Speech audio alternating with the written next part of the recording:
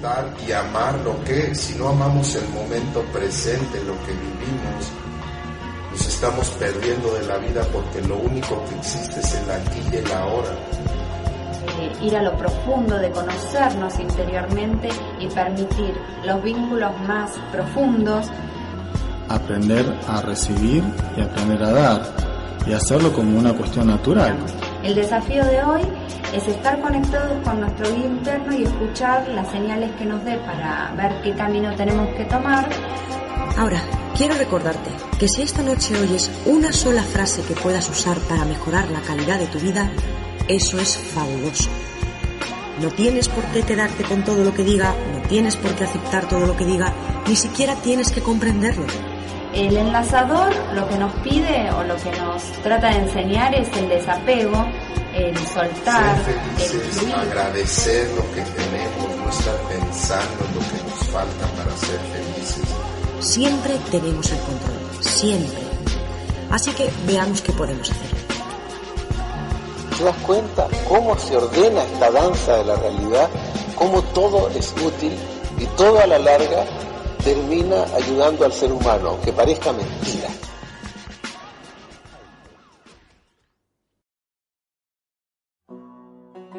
¿Quién soy yo? ¿Qué me define? ¿Y si aprendo a verme, a señalarme a mí, a no juzgarte a ti, sin reparar antes en mí? ¿Por qué creo conocer también al otro? Pero si no me conozco ni a mí mismo, a mí misma, ¿cómo puedo realmente ser capaz de conocer a los demás? No es algo fijo mi personalidad, mi carácter. Yo soy un ser creador, me muevo por un amplio campo de posibilidades. No soy mi actitud, no soy mi temperamento. ¿Pero qué soy? ¿Y qué actitud proporciono a la vida? ¿Yo soy lo que elijo ser? ¿O estoy siendo sin elegir? Soy más que mis reacciones mentales que definen mi clan, o sociedad y cultura. Soy más que mis inclinaciones emocionales, más que una historia de intereses. Soy un ser capaz de ser lo que es auténticamente y vivir mi ser esencial. Puedo encontrar información sobre mí en todas partes. Tengo unas inclinaciones de personalidad concretas, tendencias de emoción o pensamiento y del sentir, pero solo tomando conciencia puedo tomar control de mí y actuar y equilibrar y disfrutar de mi mejor parte, mi mejor cara de aventuras y entusiasmo de vida. Autoconocimiento disponible continuamente, porque todo es una oportunidad continua para que llegues a ti. Conocerme para no caer en la inercia de ser lo que otros me inducieron. ¿Quién eres? ¿De dónde tomas? ¿Hacia dónde vas? ¿Quién quieres ser?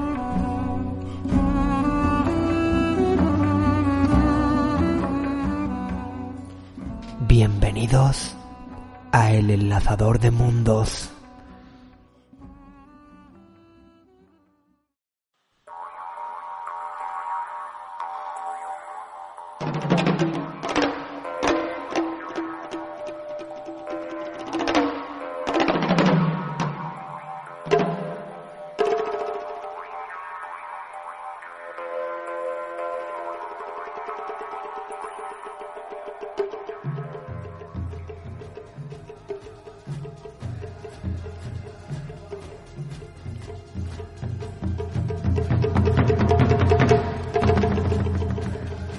Hola, muy buenas a todos. Bienvenidos a El Enlazador de Mundos. Mi nombre es Roberto Carlos Simi Un. Hoy en nuestro programa número 92, con tema Eneagrama, tendremos un pequeño fragmento de audio de Claudio Naranjo, Eneagrama, del vídeo, con ese título. También la sección La Danza de la Hora, con Eneagrama. ¿Qué es y cuáles son los 9 eneatipos? ¿Sabrás reconocer cuál eres tú? Además, estrenamos la nueva sección Psiques, Psicología para caminar la plenitud, con la teoría de los 4 temperamentos. Por último, Femme Genial, un encuentro con la mujer de todos los tiempos. Hoy, la abuela Margarita. En especial tributo. También cuentos para ti, la sabiduría esencial con ¿Dónde estoy yo? Comienza la aventura de ser lo que somos. Es un símbolo geométrico que tiene 9 puntas, que se dio a conocer originalmente, lo dio a conocer Gurdjieff. Fue un maestro espiritual muy misterioso que apareció poco antes de la Revolución Rusa, formado en Armenia, en Georgia, en Medio Oriente, y él habló de la influencia de una escuela desconocida para los occidentales hasta entonces. Yo fui uno de los que cayó bajo su influencia o que fue muy tocado por él, y por eso que buscando la fuente después tuve contactos con Idris Shah, que tenía contacto con la misma escuela, y posteriormente con Ichazo, este maestro nacido en Bolivia, que fue quien nos llegó, quien trajo la aplicación del eneagrama a la psicología, que es distinto de lo que había traído Gurdjieff. Entonces, en la aplicación del eneagrama a los caracteres, a los tipos humanos, no es que aparezcan tipos nuevos que no están si uno los busca en la literatura. Por ejemplo, en Shakespeare uno puede encontrar el 1, el 2, el 3, el 4, hasta el 9, están los 9 tipos. Y de los 9 tipos, cada uno de ellos tiene 3 subtipos. Se puede organizar ese conocimiento muy bien a través de la aplicación de este mapa, que es el eneagrama. Y fui yo que les di números. En todas las épocas han estado representadas todas las personalidades. Lo que sí es que hay modas. Hay personalidades que se ponen de moda. Hay culturas que se caracterizan por la valoración de un tipo especial de personalidad.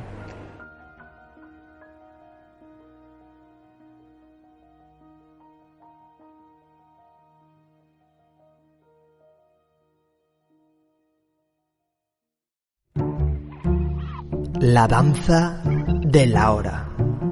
Sumérgete en ti y ahora.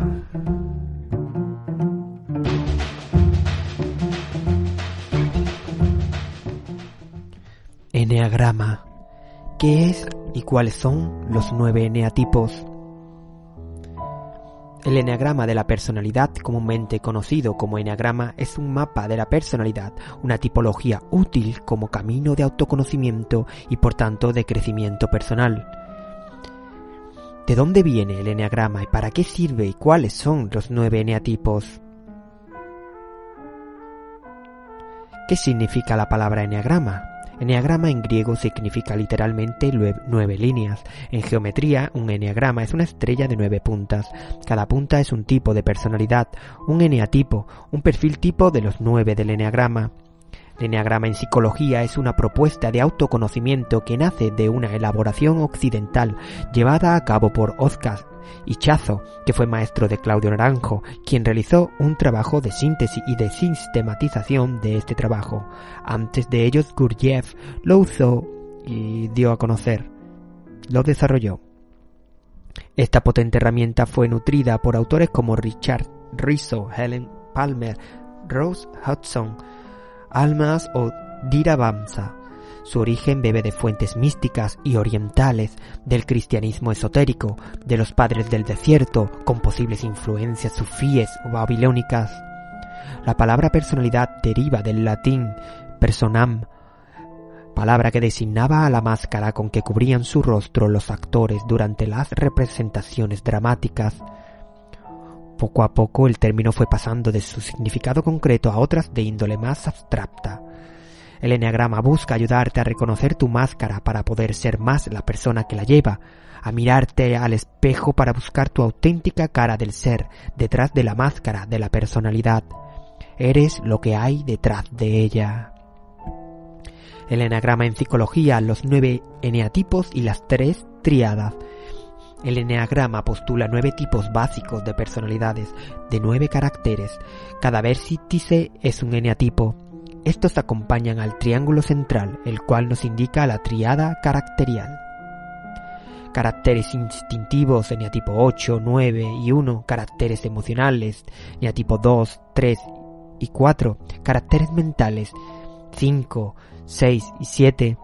Esta tríada explicita que hay personas que son movidas por lo mental, lo emocional, o son más de acción corporal, instintiva, correlacionan con el córtex reptiliano, instintivo, mamífero, emocional, y el neocórtex racional. Es un sistema, el del eneagrama, es un mapa que describe la personalidad según 9 caracteres o eneatipos. También explica las relaciones entre estas formas de ser, abordando las relaciones humanas, el eneagrama en la pareja y en las y afinidades e interacciones entre los distintos tipos de carácter. Explica por qué suelen caernos bien determinados tipos de personas o rechazamos a otras, mientras y otro tipo de personas nos son más bien indiferentes. Explica nuestros automatismos personales y sociales. La idea básica es que existen 9 eneatipos o personalidades arquetípicas dentro del eneagrama, con sus estrategias básicas para tratar sus propios asuntos, y que estas personalidades, según su experiencia vital o nivel de estrés, pueden sufrir más o menos en la vida. En las décadas recientes, el término eneatipo se ha establecido como sinónimo de carácter. Desde la base de estas 9 formas de ser, el trabajo con el eneagrama busca alejarse de la rigidez del carácter y acercarnos más a nuestra autenticidad. Cada tipo de personalidad posee un mapa de características que denotan patrones de pensamiento, sentimiento y comportamiento. Uno de los propósitos del eneagrama es aprender sobre el eneatipo de uno mismo y los patrones y hábitos asociados a ese tipo, con el fin de autocomprenderse y desarrollarse para poder convivir mejor con nuestras tendencias actitudinales. Asimismo, el eneagrama puede ayudarte a conocerte y a mejorar tu calidad de vida sin tener del todo claro a qué eneatipo perteneces, debido a que este método de autoconocimiento trata temas muy profundos y universales. El eneagrama y la infancia. Nuestro carácter o eneatipo del eneagrama nace de nuestra estrategia de vida para sobrevivir en la infancia y cristaliza hacia los 7 años. Este estilo de supervivencia fue útil y valioso, pero en la vida adulta puede ser más un obstáculo de crecimiento que no de nutrición, ya que toda persona en su desarrollo, y más en la niñez, donde se excluyeron unas formas de ser y de hacer para poder avanzar, sobrevivir en la vida, y nos acercó a una unipercepción, mientras nos alejamos de otras percepciones o formas de pensar, hacer y de sentir. Por ejemplo, el niño eneatipo 5 en la infancia, ante una madre invasiva, se aisló hacia adentro y creó su propio universo de ideas, mientras que el niño del eneatipo 3, ante una misma situación, descubrió que podría gustar a sus padres mostrándose eficaz. Lo que fue una estrategia de supervivencia se transforma en una forma rígida y automática de gestionar nuestras experiencias. Para investigar en el eneagrama es muy importante detectar a dónde se dirige nuestra atención: al conocimiento, al control, al miedo, al romanticismo, al poder, al amor, a la justicia. ¿Cuáles son nuestros temas clave?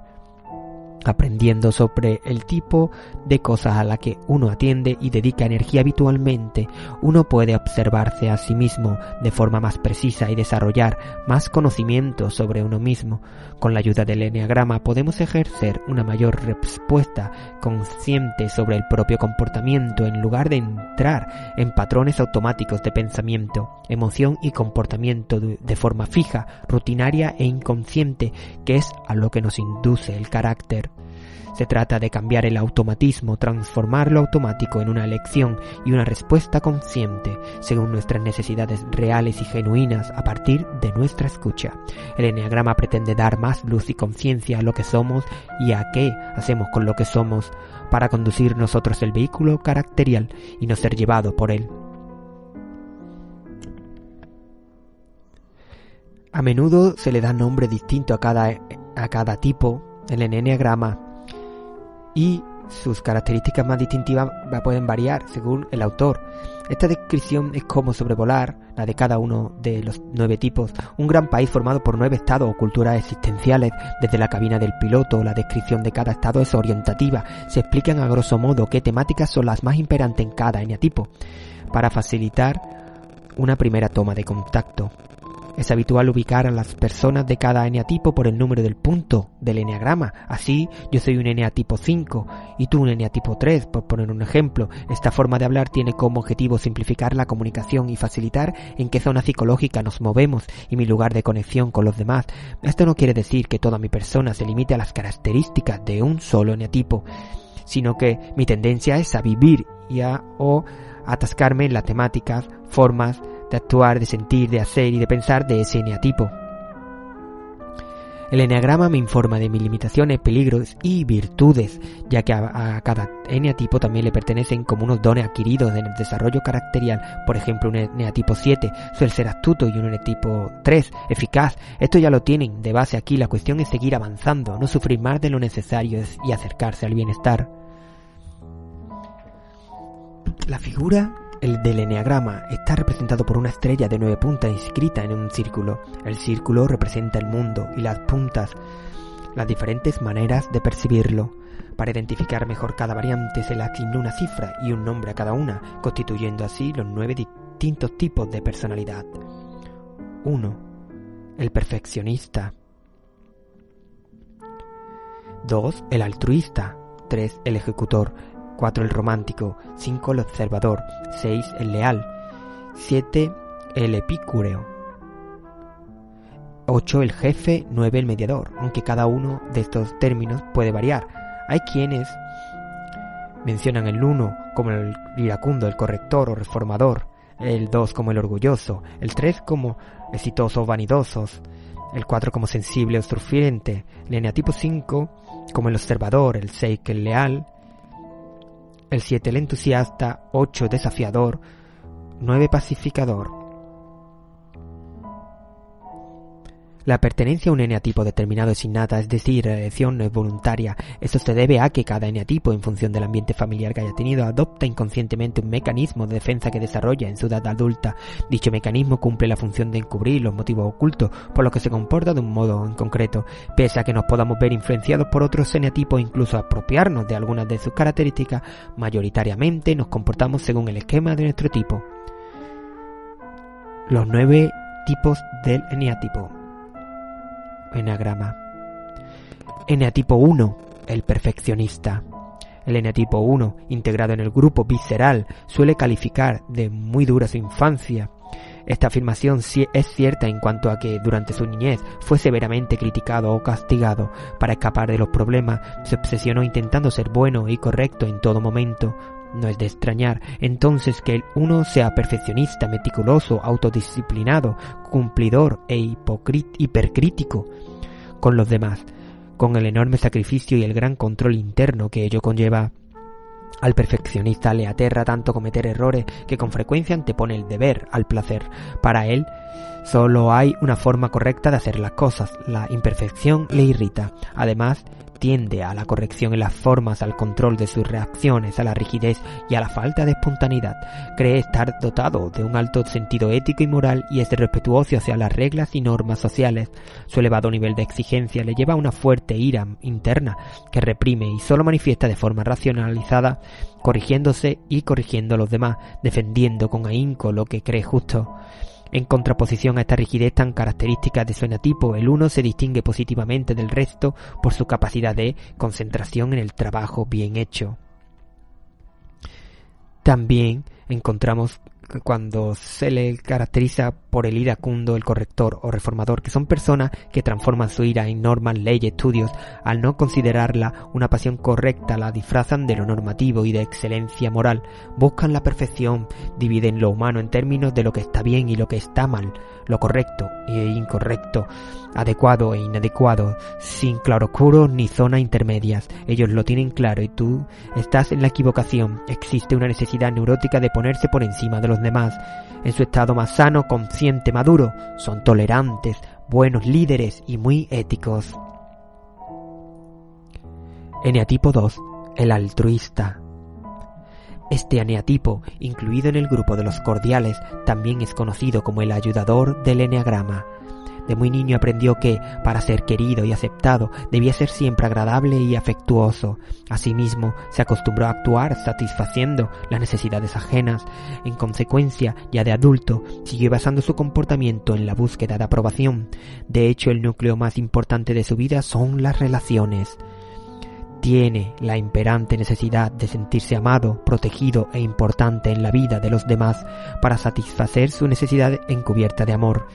Al 2 le gusta ayudar a los demás y sentirse imprescindible, pues necesita sentirse necesitado, tendiendo incluso a descuidar sus propias necesidades para complacer a los otros, con la secreta esperanza de que, de esta manera, será correspondido sin tener que pedir. Su mensaje oculto es: te doy para que me quieras. No obstante, cuando el balance entre lo que da y lo que recibe no está equilibrado, el altruista se siente explotado y decepcionado. Es en estos momentos cuando exterioriza su mayor defecto, el orgullo. Sin embargo, también se sirve de la manipulación para obtener los resultados deseados. Otro rasgo destacado de su personalidad es su imagen amable y seductora. En la caracterización como el orgulloso, hablan de son personas que se seducen para sentir que el otro lo necesitan que el otro les necesite, dan fingiendo no esperar nada a cambio. Su generosidad es aparente, pero su amor exige la respuesta que ellos deciden. Su amor tiene una factura: poca tolerancia al rechazo. Necesitan ser vistos, seducir y conquistar. En su estado más sano, pueden ser realmente altruistas y desapegados. Solo lo mencionado anteriormente serían lados oscuros que pueden inhibirse cuando uno está en su lado sano y desarrolla lo altruista y el desapego.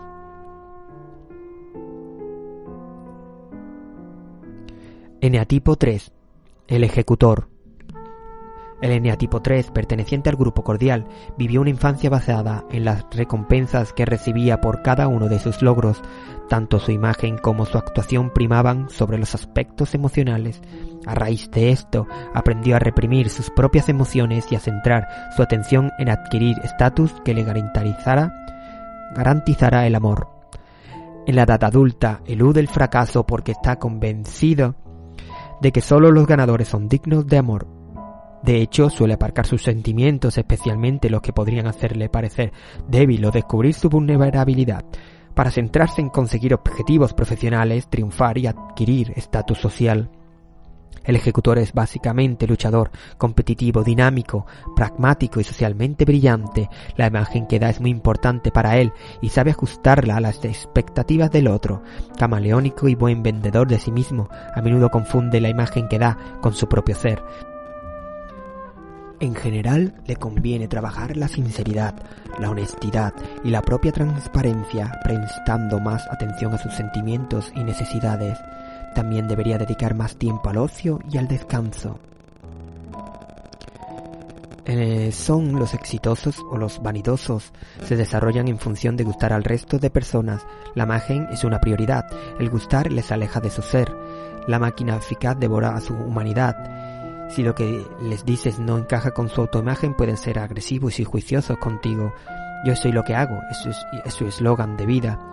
Sobreidentificados con su trabajo y con la acción, suelen conseguir lo que se proponen brillando en ello desde la eficacia, cuando es su lado positivo y no vive en las sombras que mencionábamos anteriormente. La pareja es uno de sus temas centrales y obsesivos, llegando a poder a ser obsesivo. En su estado más sano son sinceros y muy productivos. Eneatipo 4, el romántico. Este eneatipo, englobado dentro del grupo de los cordiales, experimentó el abandono en forma de divorcio o separación de los padres en su más tierna infancia. De modo inconsciente sufre por la carencia que conllevó esa vivencia y asimismo envidia lo que tienen los demás, percibiéndolo como algo que a él le ha sido negado. Por eso, en la edad adulta, busca la intensidad emocional y el dramatismo para sentirse vivo. El romántico está secretamente convencido de que la gente le abandona porque posee una tara personal que provoca rechazo. Tanto es así que reproduce constantemente su traumática experiencia abandonando a sus parejas o siendo abandonado por ellas. Por otra parte, al verse muy diferente a los demás, potencia este rasgo de distinción sintiéndose especial. Así pues, no es de extrañar que se le califique de bohemio, raro, original, distinto e incluso excéntrico. El 4 necesita calor afectivo, compartir su estado de ánimo, sentirse escuchado y querido, vivir momentos únicos, intensos y excepcionales. Fundamentalmente es romántico, sensible, creativo, preocupado por la belleza y la estética, con tendencias artísticas, rechaza la rutina y la vulgaridad. Su máximo defecto es la envidia, pero también le definen rasgos negativos tales como su propensión a los altibajos emocionales y a la depresión, su visión fatalista de la vida y su tendencia a vivir en el pasado o en el futuro, y difícilmente en el presente, en sus lados oscuros o zonas oscuras de desarrollo.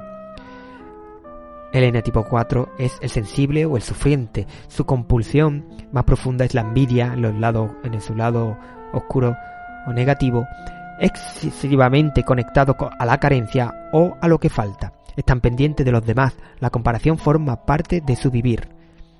Creen que nunca tendrán aquello de lo que carecen. La carencia eclipsa su valía y su abundancia. En su estado más sano son empáticos y muy creativos. Eneatipo 5, el observador. Este eneatipo, integrante del grupo cerebral, se sintió muy invadido en su infancia, careció de intimidad y su privacidad fue violada. Este es a menudo el caso de los hijos de familia muy numerosa. A consecuencia de esto, el 5 elaboró una estrategia consistente en retirarse y aislarse para proteger su espacio privado. Para él, el mundo exterior es amenazante y peligroso. Así pues, el 5 es muy celoso de su intimidad y le gusta observar más que participar. Como le cuesta expresar sus emociones, suele mantener una actitud fría y distante, protegiéndose excesivamente del contacto con los demás. Estar demasiado tiempo con los demás le fatiga porque sus demandas afectivas le hacen sentir inseguro, y ciertamente le resulta más fácil sentir y ordenar sus emociones cuando está solo. Lo que más le apasiona es analizar, comprender y acumular conocimientos. Tiende a ser independiente y autosuficiente. En general, le convendría aprender a tolerar sus sentimientos sin desconectarse y a no esconderse cuando los demás buscan una respuesta de ellos. También les beneficiaría compartir sus conocimientos y sus emociones para salir de su aislamiento. El eneatipo 5 es el observador. Necesitar poco es uno de sus lemas. A menos necesidad, menos dolor. Amantes del conocimiento, intuitivos y sabios, usan el saber para aislarse y protegerse. Observadores de la vida por antonomasia, viven poco. Se caracterizan por la avaricia, dan poco por miedo a ser pedidos, exigidos después. Dar menos es sufrir menos, antisociales como respuesta a que el mundo les falló. El otro es una molestia. En todo esto en sus aspectos negativos o lados oscuros de desarrollo que pueden estar ocurriendo. Buscan la autosuficiencia absoluta para estar en el mundo sin ser del mundo, en su estado más sano. Son desapegados, empáticos, sensibles y generosos.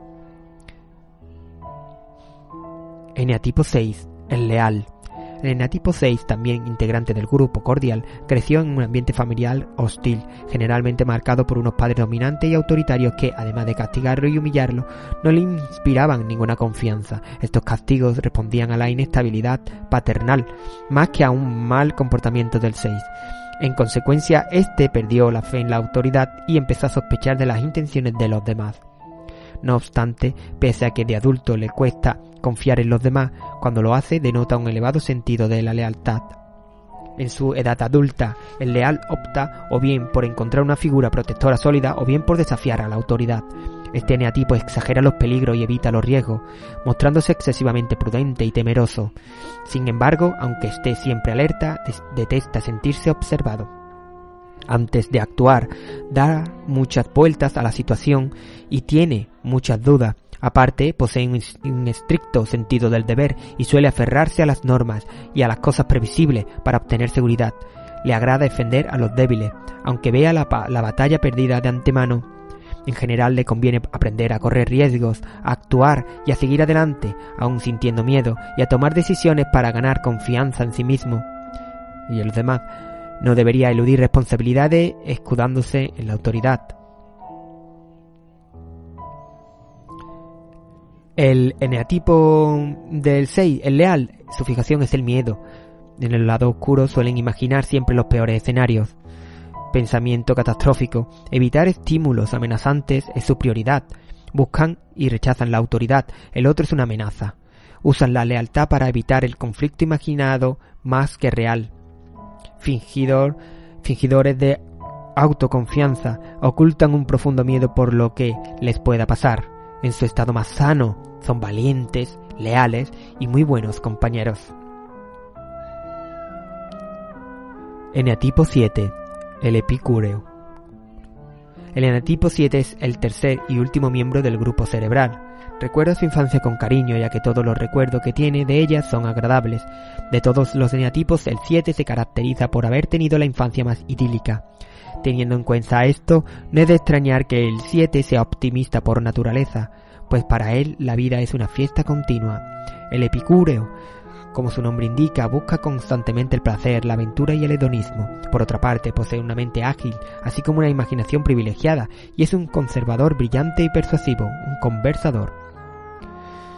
Como contrapartida le cuesta afrontar las realidades dolorosas de la vida, intenta evadirse del aburrimiento y del dolor manteniendo altos niveles de excitación, realizando muchas actividades y dejando múltiples opciones abiertas. Adora la novedad, tener muchos proyectos y estar continuamente en movimiento, pero le cuesta terminar lo que ha empezado. Indisciplinado y autoindulgente, no soporta los límites, ni sentirse atado por compromisos. Le conviene aprender a llevar adelante los compromisos adquiridos en lugar de buscar continuamente la novedad y el cambio. A saber establecer prioridades sin dejarse llevar por los impulsos del momento, a afrontar el dolor cuando es necesario, resistiendo su tendencia a evadirse en la búsqueda compulsiva de placer o a exagerar el lado positivo de las cosas, y a profundizar más dando preferencia a la calidad antes que a la cantidad. El eneatipo 7, el entusiasta, huyen del presente como Peter Pan a través de la fantasía, planificando múltiples futuros, y lo hacen constantemente muy rumiativos y obsesivos. Existe una gula de experiencia y de placer que cumple una función de anestesia. Nunca suficiente, insaciables. Como no se quieren perder nada, profundizan poco. Usan una máscara de alegría como protección. Fóbicos al dolor o lo mínimamente desagradable. En su estado más sano pueden estar muy presentes y se comprometen en causas nobles. Son muy animadores, capaces de disfrutar del presente como nadie. Eneatipo 8, el jefe. El eneatipo 8, integrante del grupo visceral, se crió en un ambiente combativo, donde los fuertes eran respetados y los débiles no. Su temor a encontrarse en desventaja hizo que se protegiera llegando a desarrollar una exquisita sensibilidad para detectar las intenciones negativas de los demás. Ya de adulto, el 8 se crece con el conflicto. No le asusta, se identifica a sí mismo como un justiciero deseoso de defender a los débiles y de luchar contra causas injustas. El jefe es una persona visceral, impulsiva, directa, dominante. Por lo general ha desarrollado excesivamente su agresividad y su lado duro, en detrimento de su lado más tierno y sensible. Le gusta tener control de las situaciones e imponer sus propias reglas. Es combativo, pasional y capaz de tomar decisiones rápidas. Se abre camino por la fuerza y tiende a saltarse las prohibiciones y los límites. Siente una gran energía que se manifiesta sobre todo a través de la ira. A menudo busca la confrontación para conocer las motivaciones del otro y saber dónde situarse, como amigo o como enemigo. El asunto central para él es quién tiene el poder. Es muy fiel a sus amigos, pese a tener un gran corazón, demuestra su afecto protegiendo. El eneatipo 8, el desafiador, también conocido, imparten su justicia y su ley, la ley del más fuerte y de su derecho a todo. Dividen el mundo entre fuertes y débiles. Su fijación es la lujuria o el exceso. Nula empatía, no empatía es no culpa. Amorales, escasa o nula capacidad de autocrítica en sus aspectos negativos, oscuros, de sombra, fuerte personalidad y defensores de los suyos. El líder, el padrino, el mafioso, en su estado más sano, son protectores y defensores de la manada, ayudando al otro de forma magnánima y aportándoles fuerza. Eneatipo 9, el mediador. Este eneatipo, también considerado el pacificador del eneagrama, pertenece al grupo visceral, dado que el eneatipo 9 se sintió ignorado durante su infancia, bien porque sus opiniones no eran tenidas en cuenta o porque sus hermanos le eclipsaban. Aprendió a anestesiar sus necesidades e incluso a olvidarse de sí mismo. De ahí que a menudo se fusione con los deseos de los demás y los sienta como propios. El mediador teme hasta tal punto la separación y anhela tanto la armonía en sus relaciones que opta por reprimir su ira para evitar confrontaciones y conflictos. Por esta razón le gustan la tranquilidad, la comodidad y una cierta rutina. El 9 es conocido por su carácter bondadoso y conciliador. De todos los eneatipos, él es el que mejor sabe escuchar y comprender a los demás, poniéndose en su lugar. No obstante, detesta sentirse presionado y es incapaz de tomar decisiones con rapidez. Su mayor defecto es la pereza, ya que le cuesta diferenciar lo importante de lo secundario y tiene tendencia a una cierta indolencia y a postergar. En ocasiones puede mitigar su ansiedad comiendo o bebiendo en exceso. Eneatipo 9 también los pacificadores les frena la pereza. La pereza es psicoespiritual, consiste en tener pocas ganas de verse a sí mismo, sobreadaptativos a los demás. Su sobreadaptación busca evitar el conflicto y les desconecta de sus deseos, gustos y necesidades. Se funden con el entorno y les cuesta mucho expresar o conectar con sus necesidades. La fusión sirve a la evitación del conflicto y también alimenta su resentimiento con el mundo. Difícil discutir con ellos, pues evitan como pueden el conflicto. En su estado más sano, son muy buenos mediadores, personas fáciles y calman los extremos ajenos. Conclusiones sobre los usos del eneagrama y frases para finalizar. Nuestro carácter es la estructura que usamos para movernos por el mundo. Lo necesitamos para sobrevivir y para desarrollarnos como seres humanos. Igual que un buen traje que nos sirve para muchas ocasiones, también puede ser incómodo o contraproducente para otras. El trabajo con el eneagrama nos permite ir descubriendo cuáles son nuestras estrategias de vida, cómo son, para qué nos sirven y en qué sentido nos limitan o nos apoyan.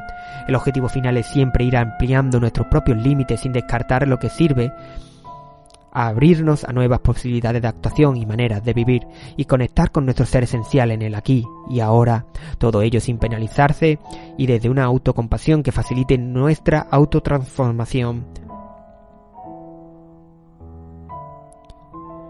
Fuentes: Gestalt Salud, psicoterapia, crecimiento personal y eneagrama cuartocamino.wordpress.com.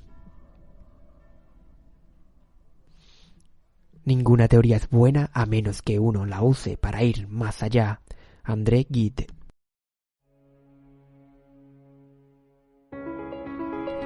Psiques. Psicología para caminar la plenitud.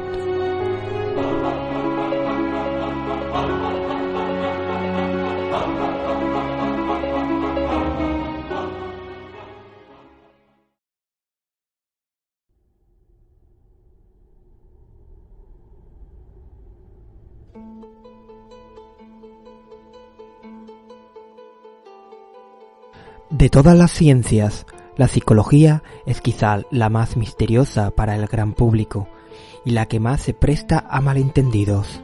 Su lenguaje y sus conceptos se han infiltrado en la cultura cotidiana.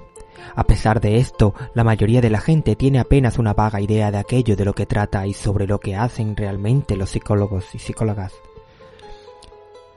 La psicología evoca para algunos imágenes de individuos con bata blanca en los pasillos de un centro de salud mental o en un laboratorio experimentando con ratas. Otros se imaginarán a un hombre de acento centroeuropeo o argentino psicoanalizando a un paciente tendido en un diván, o tal vez, si hay que hacer caso de los guiones de las películas, tratando de ejercer alguna clase de control sobre su mente. Aunque tales estereotipos son una exageración, tienen algo de verdad. Es quizá el amplio espectro de temas incluidos bajo el paraguas de la psicología y la abundancia mareante de términos que empiezan por los prefijos psico y psic, lo que genera la confusión en torno al concepto de psicología. Los propios psicólogos difícilmente se pondrían de acuerdo a la hora de definirlo. Psicología viene del griego antiguo psique, que significa alma o mente, y de logia, estudio o relato, lo cual da cuenta de la amplitud del asunto, pero hoy en día este término designa más precisamente la ciencia de la mente y el comportamiento. La nueva ciencia. La psicología también se puede concebir como un puente entre la filosofía y la fisiología. Allí donde la fisiología describe y explica la constitución física del cerebro y del sistema nervioso, la psicología examina los procesos mentales que tienen lugar en ellos y cómo se manifiestan en el pensamiento, el habla y la conducta.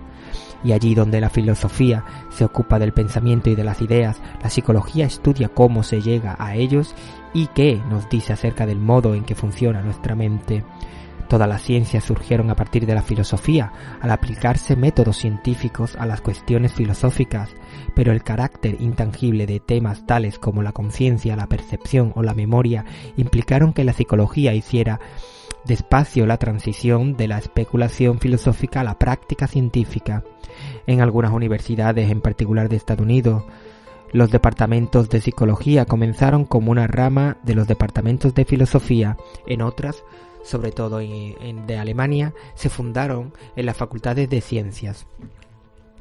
En cualquier caso, no fue hasta finales del siglo XIX cuando la psicología se estableció como una disciplina científica por derecho propio.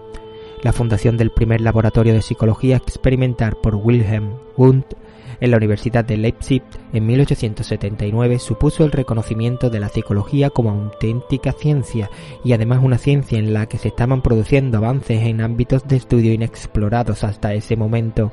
A lo largo del siglo XX, la psicología floreció y se desarrollaron todas sus principales ramas y movimientos. Como en todas las ciencias, su historia se levanta sobre las teorías y descubrimientos de generaciones sucesivas y muchas de las teorías precedentes siguen siendo relevantes para los psicólogos contemporáneos. Algunas áreas de investigación han sido objeto de estudio desde los albores de la disciplina y se han sometido a las interpretaciones de las diferentes escuelas de pensamiento. Otras, por el contrario, se han abandonado y se han retomado de manera sucesiva. Y en ocasiones se han inaugurado áreas de estudio enteramente nuevas. Abordaremos de forma simple en esta sección algunos de sus principales movimientos, desde las raíces en el pensamiento filosófico, pasando por el conductismo, la psicoterapia y las psicologías cognitiva, social y del desarrollo, hasta la psicología de la diferencia. Dos enfoques. Ya desde sus inicios la psicología significaba cosas distintas para distintas personas. En Estados Unidos tenía sus raíces en la filosofía de forma que adoptaba un enfoque especulativo y teórico y se ocupaba de conceptos como la conciencia y el yo. En Europa, en cambio, arraigaba en las ciencias y se centraba en la observación de procesos mentales como la percepción sensorial y la memoria en condiciones controladas de laboratorio. No obstante, incluso la investigación de los psicólogos de orientación más científica quedaba limitada por el carácter introspectivo de sus métodos pioneros, como Hermann Ebbinghaus, se convirtieron en el objeto de sus propias investigaciones, restringiendo así los temas a los fenómenos que podían observar en sí mismos.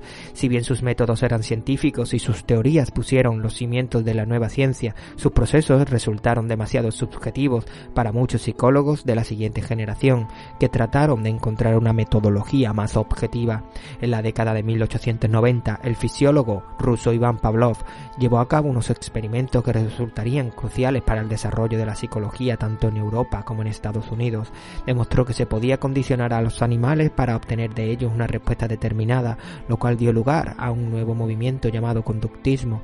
Los conductistas consideraban imposible estudiar objetivamente los procesos mentales, pero encontraron relativamente fácil medir el comportamiento o la manifestación de dichos procesos.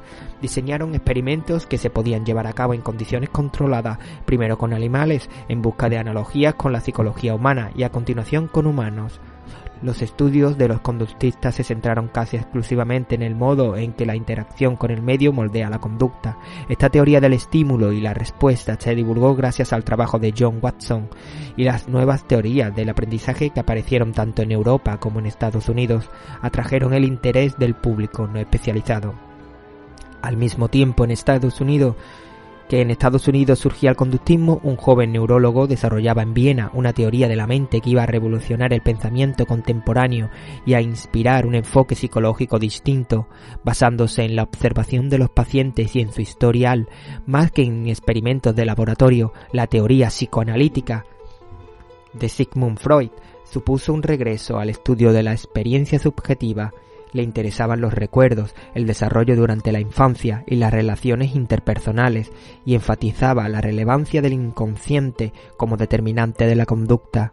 Por escandalosas que resultaran sus ideas en su tiempo, fueron adoptadas rápida y ampliamente, y la idea de la cura hablada continúa vigente en las diversas formas de psicoterapia en la actualidad.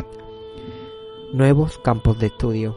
A mediados del siglo XX, tanto el conductismo como el psicoanálisis perdieron fuelle y se produjo un retorno al estudio científico de los procesos mentales. Esto marcó el comienzo de la psicología cognitiva, movimiento inspirado en el enfoque holístico de los psicólogos de la Gestalt, interesados en el estudio de la percepción. Surgida en Estados Unidos en los años posteriores a la Segunda Guerra Mundial, a finales de la década de 1950, la psicología cognitiva era ya el enfoque que predominaba. Los campos de la comunicación y la informática, en rápido crecimiento, aportaron una interesante analogía a los psicólogos. El concepto del procesamiento de la información sirvió para desarrollar teorías acerca de cuestiones como la atención, la percepción, la memoria y el olvido, el lenguaje y su adquisición, la resolución de problemas, así como la toma de decisiones y la motivación. Incluso la psicoterapia, que adoptó una miríada de formas diferentes a partir de la cura hablada original, se vio influida por el enfoque cognitivo. La terapia cognitiva y la terapia cognitivo-conductual surgieron entonces como alternativas al psicoanálisis y desembocaron en corrientes como la psicología humanista, centrada en cualidades únicas de la vida humana. Estos terapeutas centraron sus trabajos en la orientación de personas sanas hacia una vida más plena, más que en la atención de enfermos. Si en sus comienzos la psicología se había centrado en el estudio de la mente y la conducta de los individuos, ahora comenzó a interesarse por la manera en que estos interactúan con el medio y con los demás, y este fue el campo de la psicología social. De igual modo que la psicología cognitiva, esta debía mucho a los psicólogos de la Gestalt, sobre todo a Kurt Lewin, huido de la Alemania nazi a Estados Unidos en la década de 1930. La psicología social ganó importancia en la segunda mitad del siglo XX, cuando sus investigaciones aportaron nuevos y curiosos datos sobre las actitudes y prejuicios, la tendencia a la obediencia y la conformidad, o las razones para la agresión o el altruismo, todas ellas cuestiones cada vez más relevantes en el mundo moderno de la vida urbana y las comunicaciones. La persistente influencia de Sigmund Freud se hizo sentir sobre todo en el nuevo campo de la psicología del desarrollo. Esta, ocupada en sus inicios tan solo del desarrollo infantil, extendió su estudio al desarrollo a lo largo de la vida, de la infancia a la vejez, trazó métodos de aprendizaje social, cultural y moral e investigó los modos en que establecemos vínculos. La aportación de la psicología del desarrollo a la educación y la formación ha sido importante y de un modo menos evidente ha influido en las ideas sobre la relación entre el desarrollo infantil y las actitudes ante el sexo o la raza. Casi todas las escuelas psicológicas han tratado la cuestión de la singularidad humana, pero a finales del siglo XX tuvo un gran protagonismo especial en la psicología de la diferencia. Además de tratar de identificar y medir los rasgos de la personalidad y los factores que conforman la inteligencia, los psicólogos de este campo en expansión examinan definiciones y medidas de normalidad y anormalidad y estudian en qué medida las diferencias individuales son producto del medio o de la herencia genética. Una ciencia influyente. Las ramas de la psicología que existen hoy abarcan todo el espectro de la vida mental y de la conducta humana y animal, hasta el punto de solaparse con otras disciplinas, entre ellas la medicina, la fisiología, la neurociencia, la informática, la educación, la sociología, la antropología e incluso la política, la economía y el derecho. De este modo, la psicología ha llegado a ser quizá la más diversa de las ciencias. La psicología no deja de dialogar con otras ciencias, sobre todo con la neurociencia y la genética. Así, por ejemplo, el debate sobre herencia y ambiente, que se remonta a la década de 1920 con Francis Galton, continúa hasta la actualidad, y recientemente la psicología evolucionista ha terciado en él con el estudio de los rasgos psicológicos como fenómenos innatos y biológicos sujetos a las leyes de la genética y la selección natural. La psicología es un área de estudio muy amplia y sus descubrimientos nos conciernen a todos. De uno u otro modo, informa muchas de las decisiones que se toman en el gobierno, los negocios, la industria, la publicidad y los medios de comunicación de masas. Nos afecta a nivel individual y grupal y contribuye al diagnóstico y tratamiento de las enfermedades mentales y al debate público sobre cómo están o podrían estar estructuradas nuestras sociedades. Las ideas y teorías de los psicólogos han penetrado en la cultura cotidiana hasta el punto de que muchos de sus descubrimientos sobre la conducta y los procesos mentales nos parecen de sentido común. Sin embargo, a pesar de que algunas de las teorías formuladas por la psicología confirman nuestras intuiciones, otras tantas nos dan bastante que pensar, y los psicólogos han escandalizado e indignado al público en más de una ocasión al proponer tesis que eran contrarias a la sabiduría tradicional. En su breve historia, la psicología nos ha ofrecido muchas ideas que han transformado nuestra manera de pensar y que nos han ayudado a comprendernos mejor a nosotros mismos, a los demás y también el mundo en el que vivimos. La psicología ha cuestionado creencias arraigadas, ha sacado a la luz verdades en ocasiones inquietantes y ha aportado nuevas perspectivas y soluciones a problemas complejos. Su creciente popularidad como carrera universitaria indica no solo la importancia de la psicología en el mundo actual, sino también lo estimulante que puede llegar a ser la exploración del misterioso mundo de la mente humana.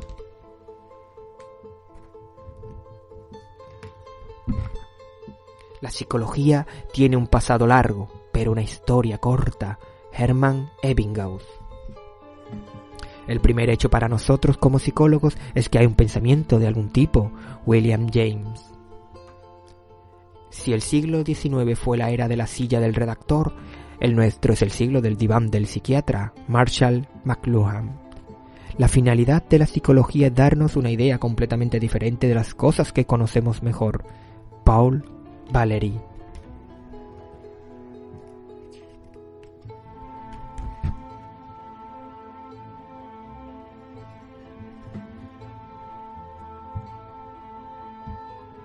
Muchas de las cuestiones en las que trabaja la psicología moderna han sido objeto del debate filosófico mucho antes del desarrollo de la ciencia tal como la conocemos en la actualidad. Los primeros filósofos de la antigua Grecia buscaron respuesta a preguntas acerca del mundo que nos rodea y la manera en que pensamos y nos comportamos. Desde entonces hemos lidiado con las cuestiones sobre la conciencia y el yo, la mente y el cuerpo, el conocimiento y la percepción, la organización de la sociedad y la buena vida. Las ramas de la ciencia evolucionaron a partir de la filosofía y cobraron impulso a partir del siglo XVI hasta llegar a la revolución científica que dio paso a la Ilustración en el siglo XVIII. Pese a que esos avances en el conocimiento científico daban respuesta a muchas preguntas sobre nuestro mundo, lo cierto es que se seguía sin haber explicación para los mecanismos de la mente. Con todo, la ciencia y la tecnología aportaron modelos útiles para formular las preguntas correctas y poner a prueba las teorías sobre la base de datos relevantes. Mente y cuerpo. Una de las figuras clave de la revolución científica del siglo XVII, el filósofo y matemático René Descartes esbozó una distinción entre mente y cuerpo que fue crucial para el desarrollo de la psicología.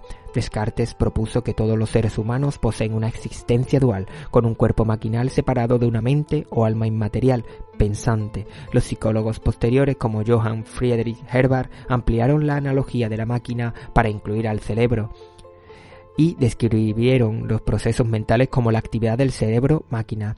El grado de separación entre la mente y el cuerpo se convirtió en un tema de debate. Así pues, los científicos se preguntaban en qué medida los factores físicos conforman la mente y en qué medida lo hace el medio. El debate sobre herencia y ambiente, alimentado por la teoría evolutiva del naturalista británico Charles Darwin y posteriormente retomado por Francis Galton, planteó temas tales como el desarrollo, el libre albedrío, el aprendizaje y la personalidad. La filosofía todavía no había explicado completamente estas cuestiones, ahora ya maduras para el estudio científico. Entretanto, el descubrimiento de la hipnosis popularizó la naturaleza misteriosa de la mente e inclinó a los científicos más serios a pensar que la actividad de la mente entrañaba algo más que el pensamiento consciente y manifiesto. Así, estos científicos se propusieron estudiar la naturaleza del inconsciente y su influencia en el pensamiento y en la conducta.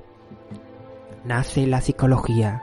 Sobre este telón de fondo surgió la moderna ciencia de la psicología. En 1879, Wilhelm Wundt fundó en la Universidad de Leipzig, en Alemania, el primer laboratorio de psicología experimental, y por entonces empezaron a aparecer departamentos de psicología en universidades de toda Europa y Estados Unidos.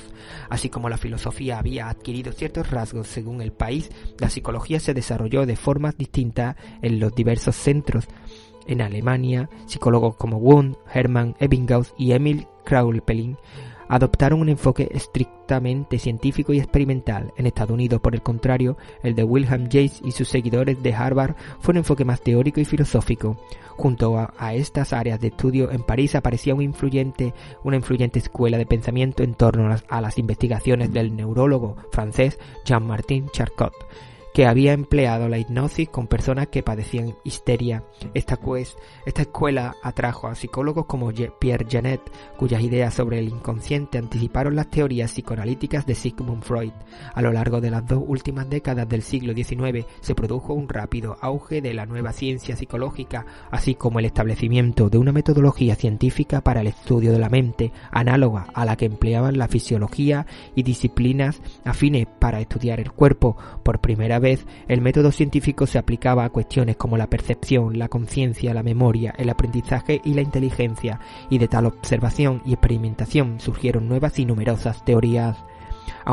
Aunque estas teorías procedieran a menudo del estudio introspectivo de la mente por parte del investigador o de relatos muy subjetivos de los sujetos de los estudios, así se pusieron los cimientos para que la siguiente generación de psicólogos pudiera desarrollar estudios verdaderamente objetivos de la mente y la conducta y ampliar sus propias teorías al tratamiento de las enfermedades mentales.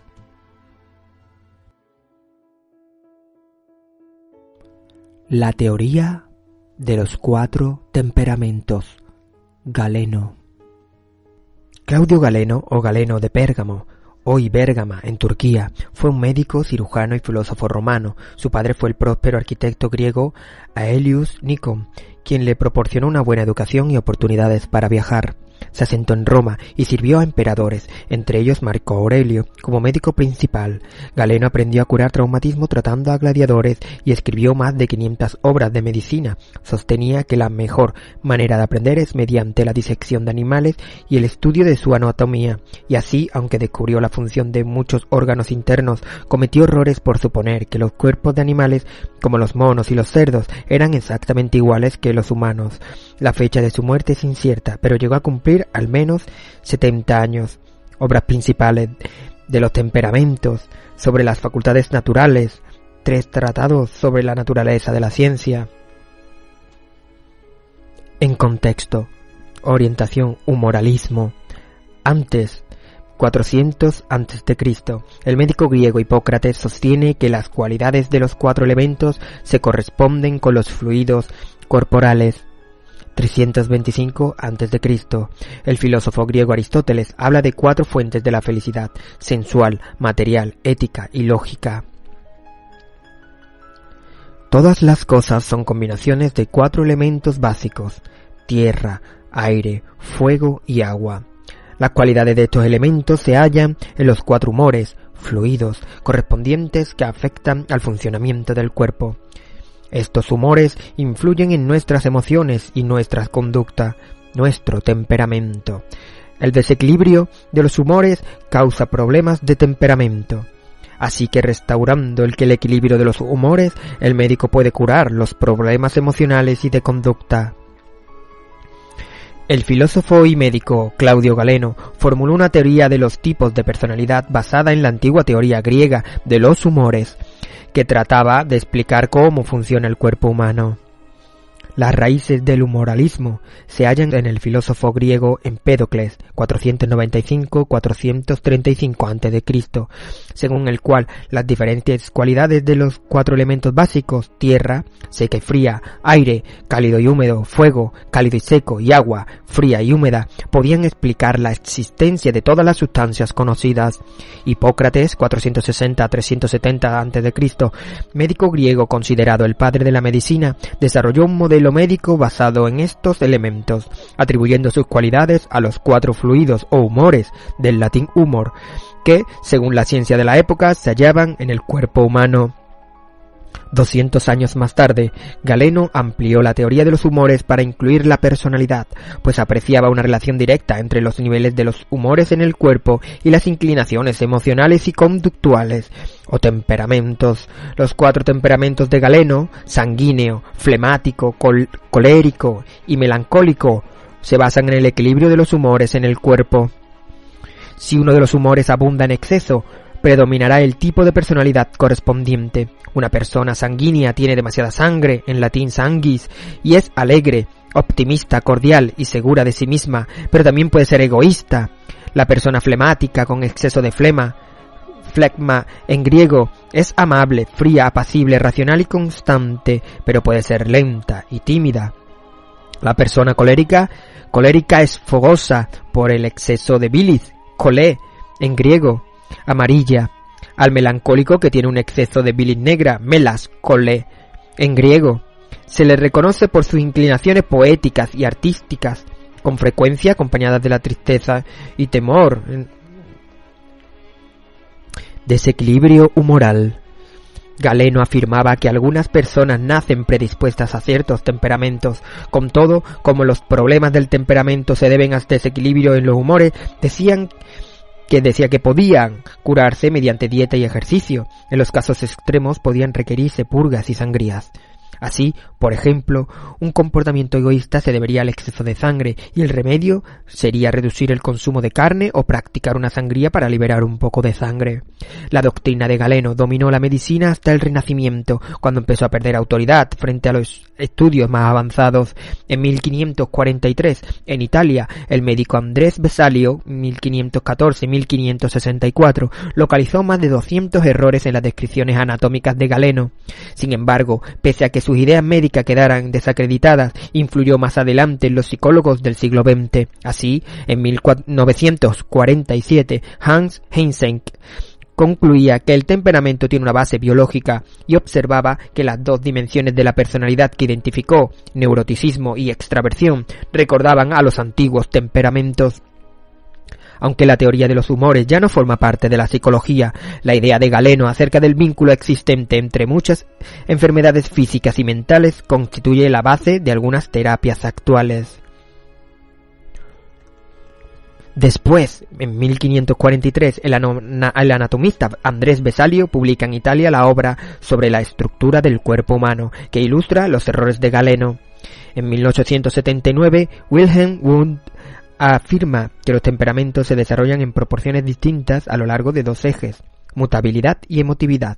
En 1947, en Dimensions of Personality, Hans Eysenck sugiere que la personalidad se basa en 2 dimensiones.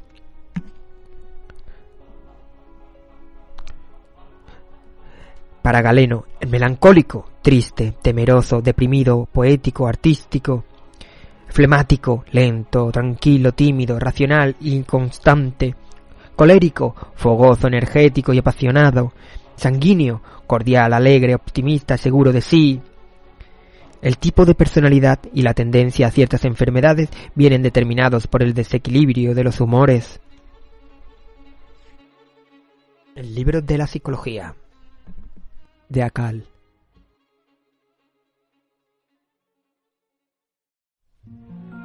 Fem genial. Fem genial. Un encuentro con la mujer de todos los tiempos.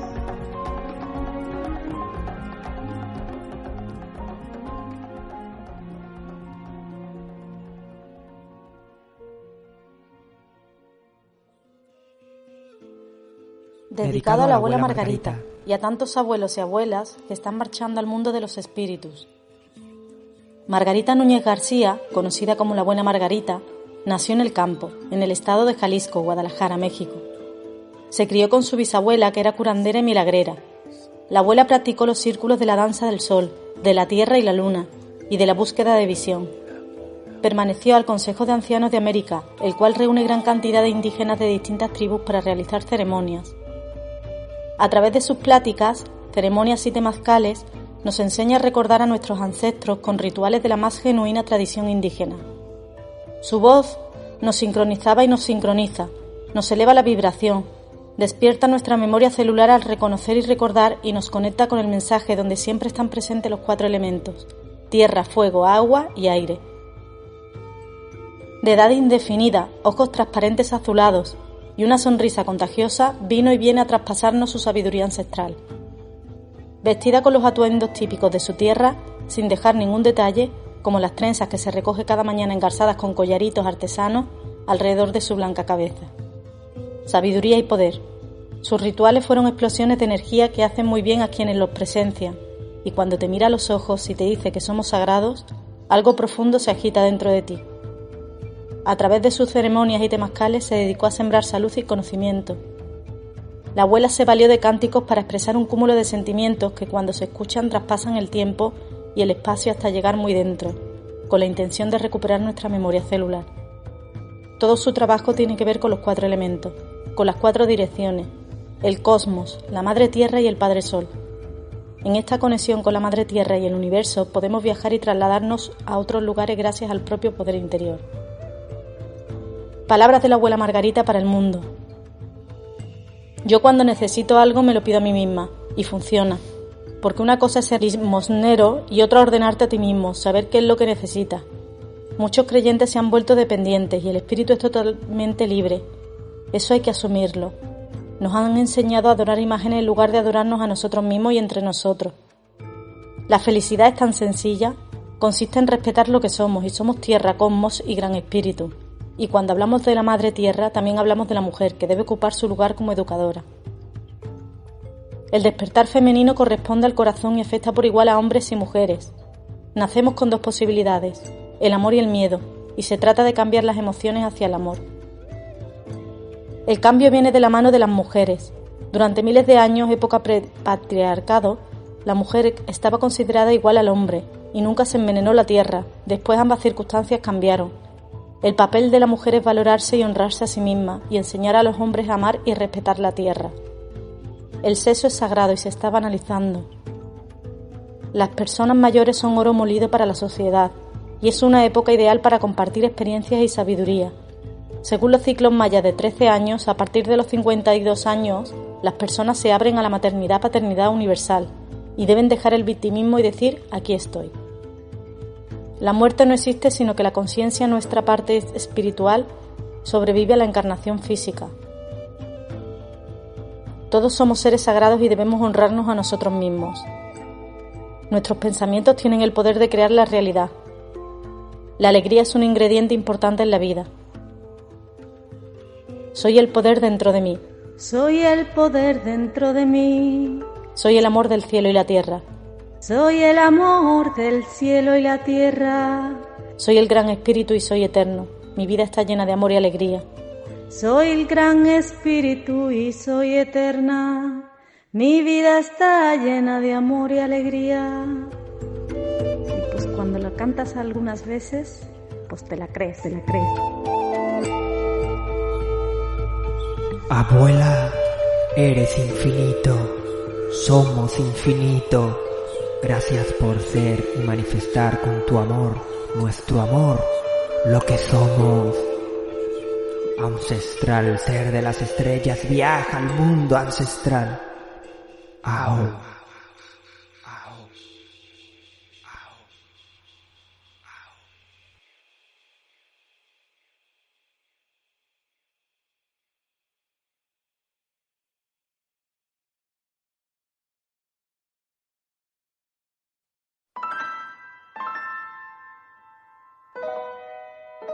Cuentos para ti. La sabiduría esencial.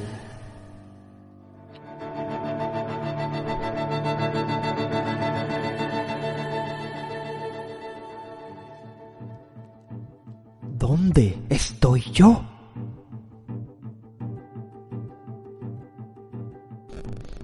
Érase una vez un hombre sumamente estúpido, un loco o quizás un sabio, que cuando se levantaba por las mañanas tardaba tanto tiempo en encontrar su ropa que por las noches casi no se atrevía a acostarse, solo de pensar en lo que le aguardaba cuando despertara.